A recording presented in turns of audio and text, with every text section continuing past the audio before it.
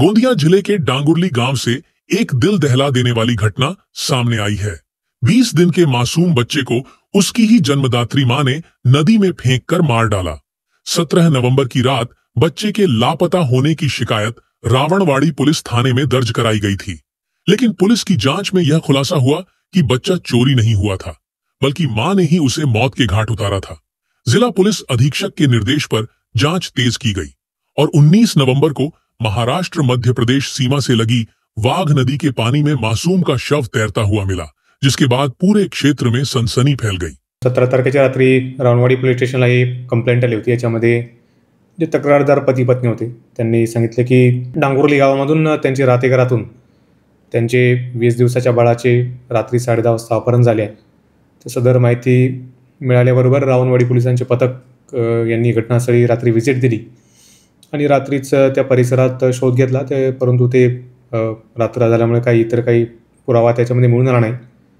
दुसऱ्या दिवशी पुन्हा सकाळी त्याच्यामध्ये शोध मोहीम सुरू करण्यात आली आणि याच्यामध्ये घटनास्थळाला व्हिजिट दिली असता थोडं त्याच्यामध्ये संशयास्पद त्यांची तक्रार वाटल्यामुळे जे तक्रारदार आई आणि वडील होते त्यांचीच पोलीस चौकशी आम्ही केली होती।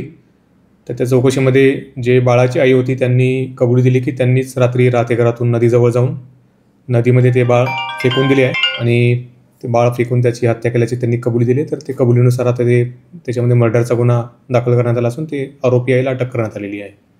डांगुरली की रिया राजेंद्र सिंह फाये ने 20 दिन पहले ही एक बच्चे को जन्म दिया था। 17 नवंबर की रात करीब 10 बजे रिया ने शौचालय जाने के बहाने घर से बाहर कदम रखा और कुछ देर बाद लौटकर उसने कहा कि बच्चा गायब है। परिवार ने रात भर आसपास तलाश की, लेकिन बच्चा नहीं मिला, जिसके बाद रावणवाड़ी पुलिस थाने में रिपोर्ट दर्ज कराई गई। पुलिस की जांच के दौरान 19 नवंबर की सुबह गांव के पास नदी में बच्चे का शव मिला। संदेह के आधार पर जब परिवार से पूछताछ की गई तब सच्चाई सामने आई।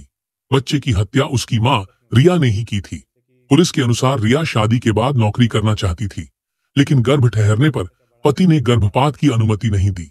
बच्चा होने से उसकी नौकरी और स्वतंत्रता प्रभावित होगी, इसी वजह से रिया ने मासूम को रास्ते से हटाने की योजना बनाई।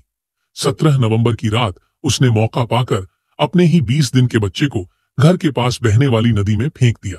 पूछताछ में रिया ने अपराध कबूल किया। पुलिस ने उसके खिलाफ हत्या का मामला दर्ज कर लिया है।